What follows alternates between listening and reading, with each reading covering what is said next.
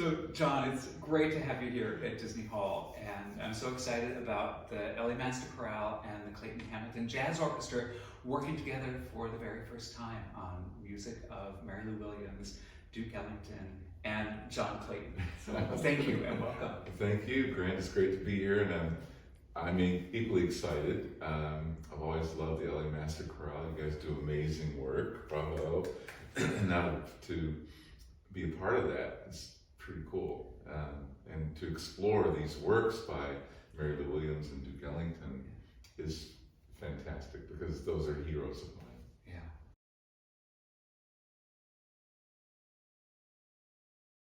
Well, this has been a dream of mine for a long time to revisit music of Mary Lou Williams and Duke Ellington, specifically the sacred music that they both were writing towards the end of their careers for jazz ensemble and choir, and of course the Clayton-Hamilton Jazz Orchestra is an ensemble that I've known about and admired for many years, and so this program created this opportunity for us to work together and to really explore together as a partnership. And to me, that's one of the things that's most exciting about this. Gosh, and likewise me, for the same reasons. This mutual admiration that we have for each other and being able to embrace these pieces that Mary Lou Williams and Duke Ellington did with our orchestra, because Duke Ellington, I always joke about the fact that when I was young, I didn't get Duke Ellington. I thought, why is everybody excited about this guy? It's like sloppy and out of tune, you know? But then eventually, thank God, I did get it and changed my life.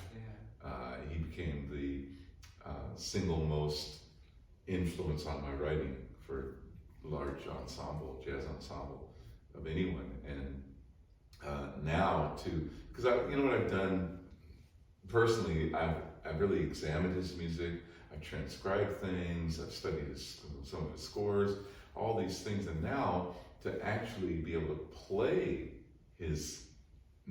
one of his major works, the Sacred Concert, that's pretty thrilling for me. So it's a really personal uplift coup almost to be able to do this, and of course combining CHJO with the Master Chorale, that's heaven. We never get to do this. Yeah, and I'm curious, have you done music of Mary Lou Williams before, or have you had connections with her music and her artistry? I have, and that started, oh gosh, when I was probably in my 20s or so, discovering who this woman was, and I didn't really know as much of her music then as I do now. I mean, it wasn't, for all sorts of reasons, of course. Exactly. It was not as personal well known reasons, and she flew under the radar. But the whole time, musicians always talked about her, and I had her recordings, and I think I got to hear her live once. Anyway, her music, the more I explored it, the more I understood, wow, this woman was a force. In the 30s and 40s, she was with Andy Kurt's band and writing for it. Also, ghost writing for Duke Ellington. So there was that thing. Duke was only, I think, 11 years older than she, and I eventually, kind of recently, found some of her published music, big band music, and was able to perform it on other occasions. So I'm a huge Mary Lou Williams fan, although I still feel as if I'm in that embryonic stage of discovering her music the way I've discovered Duke Ellington. Yeah, it's interesting to me. I mean, they both obviously had such long careers, and Mary Lou Williams, it seems like in particular, she evolved and she led so many different aspects of the development of jazz, and being part of the bebop revolution, and and then kind of going beyond that and into the spirituality, and it's fascinating to see how she kept reinventing herself. And you just said it absolutely correctly. She was the one that was one of the teachers of people like Thelonious Monk. She's the one who sort of bridged that gap from big band swing into bebop. Of course, Dizzy Gillespie was too, and she and Dizzy were very close. But so she was comfortable playing stride piano and coming up being influenced by James P. Johnson and Fats Waller and all those, and Duke Ellington. But then she went further and really got into bebop and beyond. She didn't just do bebop. She really was kind of into the sounds that a lot of people say would associate with somebody like early John Coltrane, for instance, if that does anything to the chronology in your mind. But she's one of these people that actually, I don't know if you must know Bill Cunliffe, the great pianist. Bill Cunliffe studied with her. Oh wow! Okay. That was his teacher. So I actually had hands-on manners, situations where she could influence jazz musicians of today. So Mary Lou Williams, what a force. Yeah, absolutely.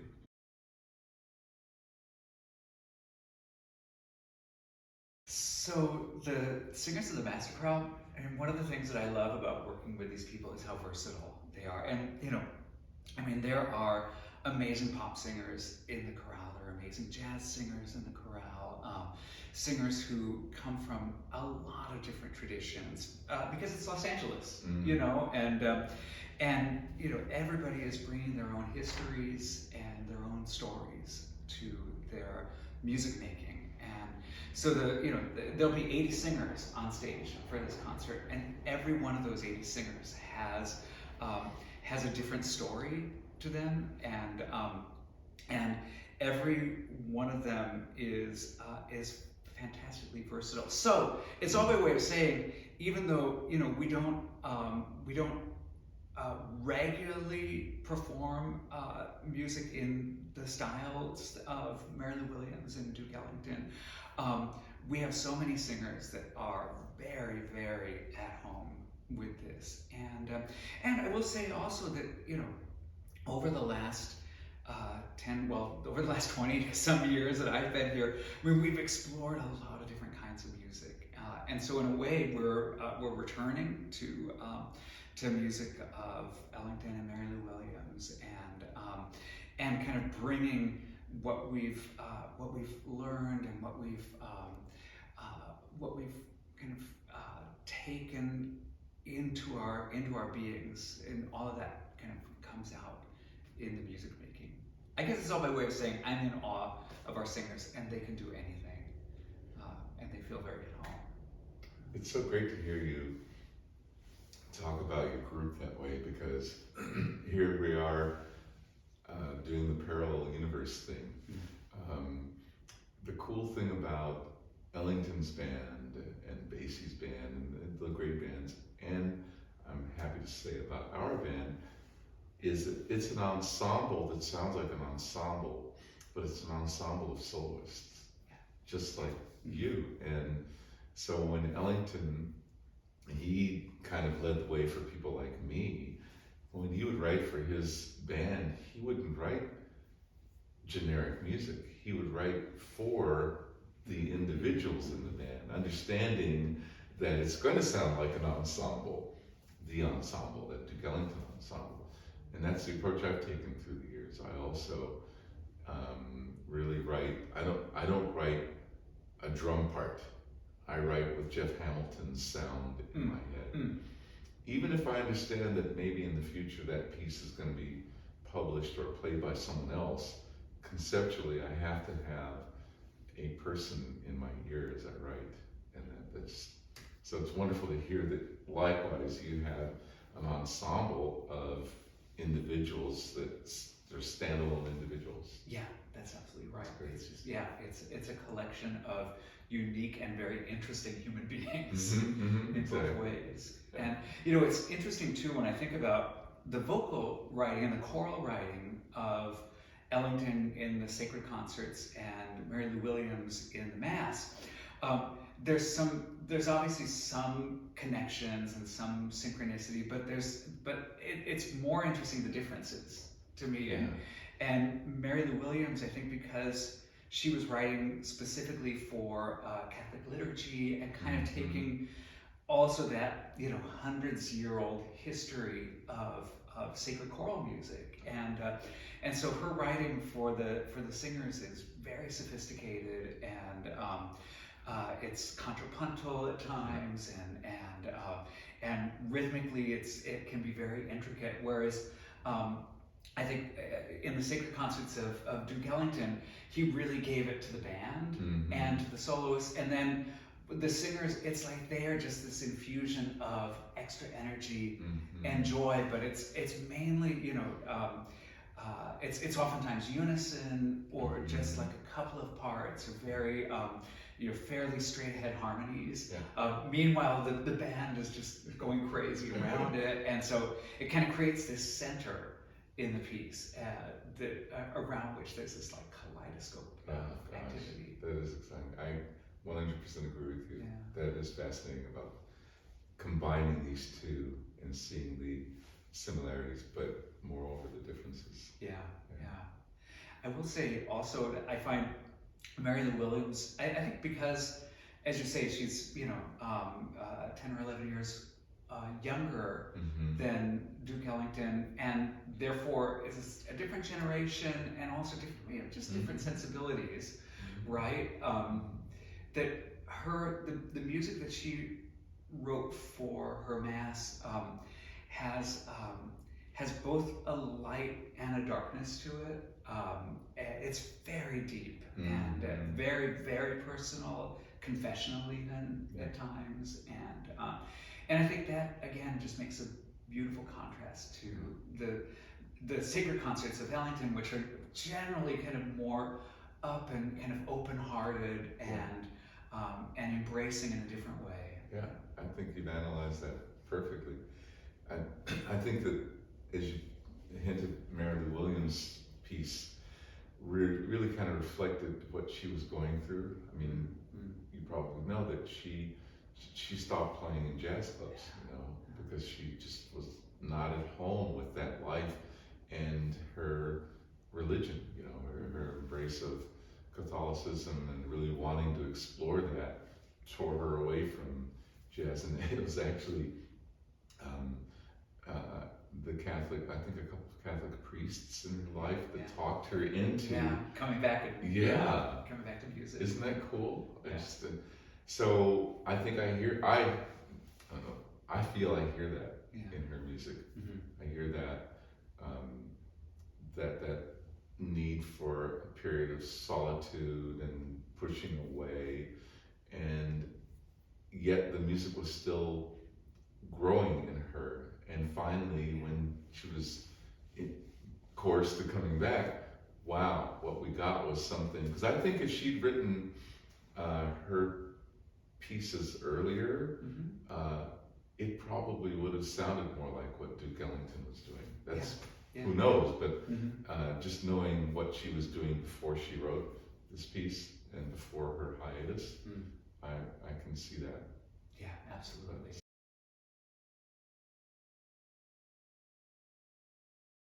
When I heard that we were able to do the pieces with of Duke Ellington and Mary Lou Williams, in my mind, my greedy little selfish mind, I thought, how can we move forward with this? You know, these amazing pieces really represented, although they were both written in the 60s, and of course Duke Ellington wrote two more after that, but still, that was that era.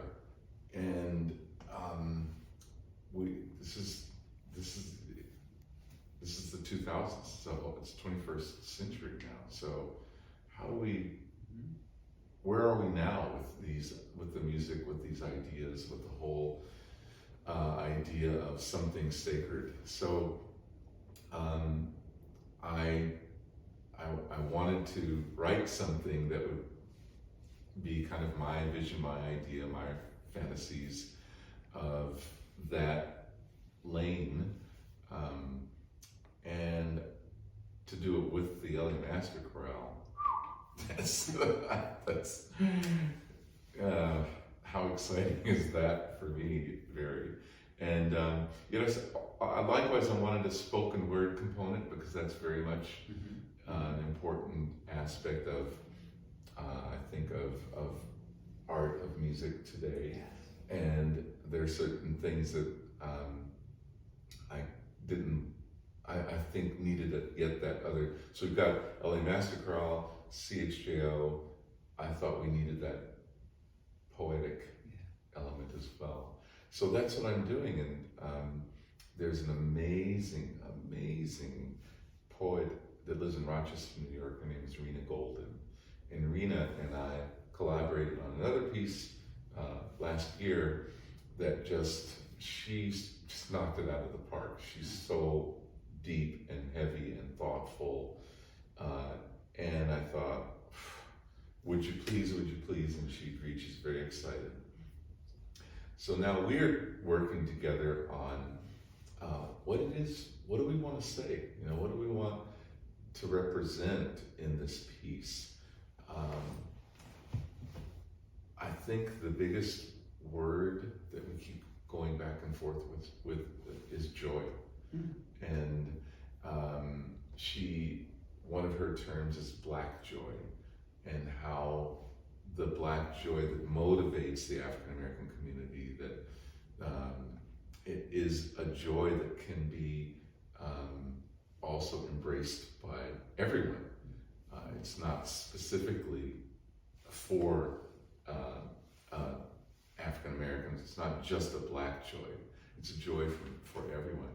Similarly, it's so fascinating to talk to her because we'll talk about things like spirituality and spiritual, and one of her points was, she said, I feel like spirituality and things spiritual, it's for everybody. But when we talk about sacred, she says, I find it much more personal, much more narrow, and in my world. And so she said that this sacred piece to me has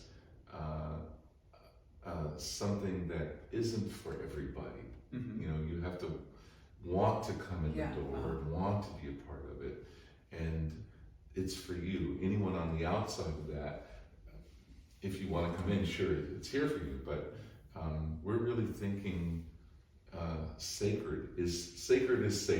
Yeah. My home is sacred. Our homes are sacred. And those are the kind of conversations that we're having to drive this piece. Yeah.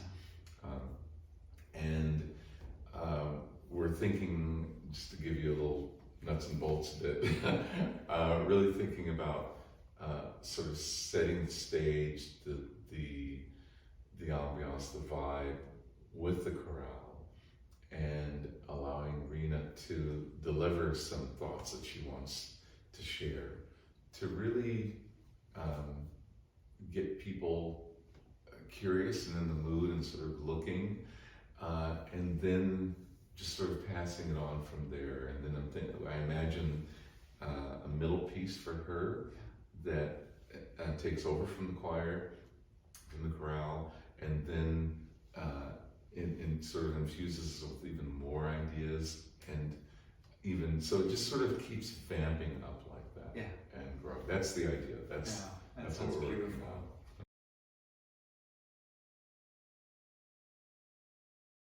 We have these three amazing vocalists with us: John Holliday, Daniel Rich, and Carmen Lundy, and the three of them could not be more different in some ways, which I think is really, really beautiful. I'll just say briefly about John Holliday, for instance. I worked with John over at LA Opera. John's a countertenor, is the technical term in the classical world for what he does, which is sing in his falsetto and his highest range. So we did, Purcell's, Dido and Aeneas together, which is about as far from the sacred concerts as you can get. But then, but I knew he sings in all styles, and then I saw him on The Voice and singing Stevie Wonder, and he was killing it. And it was just like, oh my God. And then he did some standards. And anyway, so he was just on my radar. And I thought, if we do the sacred concerts, if we do this music again at any point, let's get John in there. And then Daniel Rich comes to us. He's in the Lindemann program at the Metropolitan Opera, their training program right now. He's young bass baritone. Michael Abel's the great composer that we have a wonderful relationship with. It was Michael who recommended Daniel, and just what a voice. And he'll be just perfect for both the Mary Lou Williams and the Ellington, because again, he's like just really versatile, and he's got this great depth of expression. And then Carmen, that's one of the things that she has focused on over the years is Mary Lou Williams' music, and so she brings just this depth of knowledge, as well as her amazing voice and spirituality to everything that she does.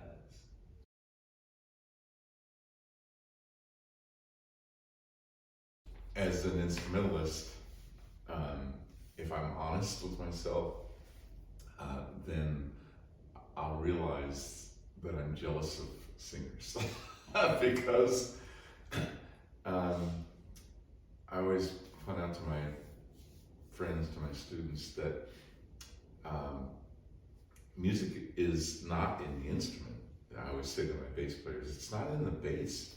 The bass just happens to be the best instrument on the planet. The music's in us, it's in you. And the bass, the instrument that you play, is just an amplifier for the music that is in you. If it's not in your body clearly, it never will come out of your instrument with clarity.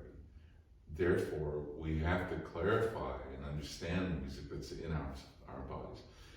Vocalists don't have that extra physical thing. Yeah.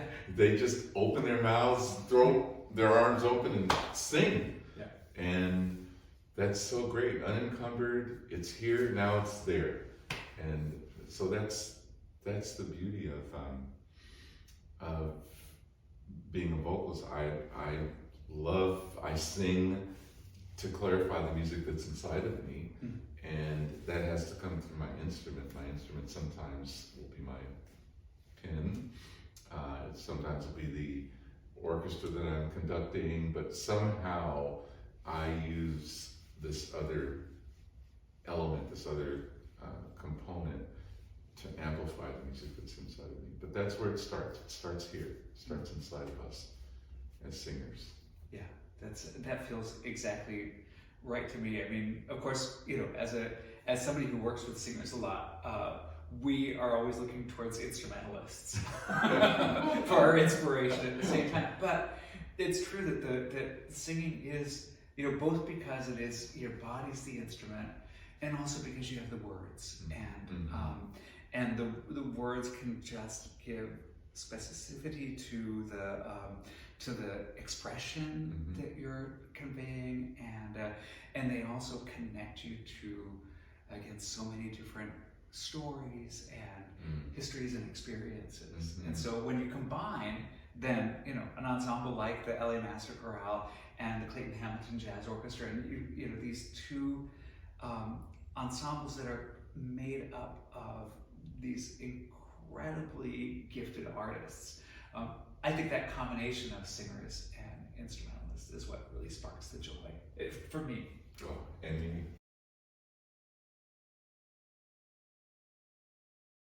Conducting is so mysterious anyways.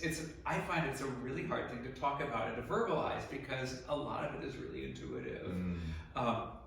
But I do think that, first off, I find that my conducting changes with every circumstance, like every group of people, whether it's two different choirs or two different instrumental ensembles, because it's kind of you're communicating with the people in that ensemble. That said, I think that one of the big differences probably is that in the music that we tend to do for the LA Master Chorale, there's generally not a lot of improvisation.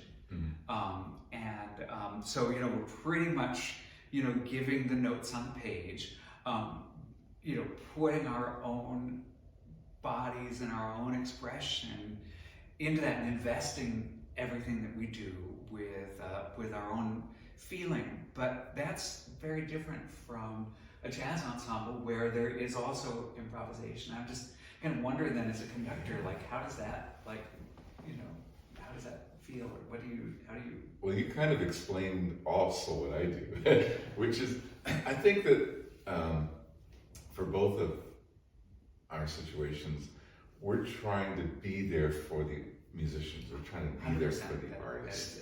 Yeah. And my mantra is help the band, help the band, help the band, help the band. Mm-hmm. What can I do with my hands, my arms, my body language, my facial expression to help the band, to remind them, for instance, it's going to help the band in a jazz ensemble in 95% of the cases to count off so that they understand exactly where that beat is. But if I'm conducting another kind of an ensemble, that beat might not be as obvious. It might be more cushiony. It might be, it's still there, but it's not going to be boom. It might be more of an ah. And that requires two different ways of signaling with your body, with your hands, with your facial expression, with etc. So I find that if I'm conducting, for instance, and there is room for improvisation, maybe that's the time for me to step aside and let the soloists just go. They don't need me anymore. Yeah. Go ahead, do your thing, and then maybe while that person is soloing, there's a background that needs to come in. Well, then it's my job to remind my friends, the band, here comes the background guys. Yeah. And that requires that kind of, so I'm always thinking about help the band, help the band, help the band. And I think that my body language must reflect the mood of the music. If it is an exciting, you know, vibrant, joyous kind of thing, that's the way I've got to move. And that's the way I've got to look. If it's something that's mellow and introverted and maybe sad, then that's how my emotions now have to go to reflect that. So I think we're sort of, there are more similarities than differences, I feel. You know, it's interesting as I hear you talk about it. I mean, I think the common denominator is that we're both improvising. I mean, that any conductor Bingo. isn't improvising. I mean, you're not following a set of, like, you know, you move this hand this way and that hand that way. Yeah. You know, you're simply, as you say, responding to the situation, helping creating a framework for the players and singers to be the most comfortable they can be to express themselves. Exactly. To me, that's kind of like, and it's so fun because you just, you know, it's whatever. You know, you can do anything as long as it's to that end. Yeah. Bingo. You said it.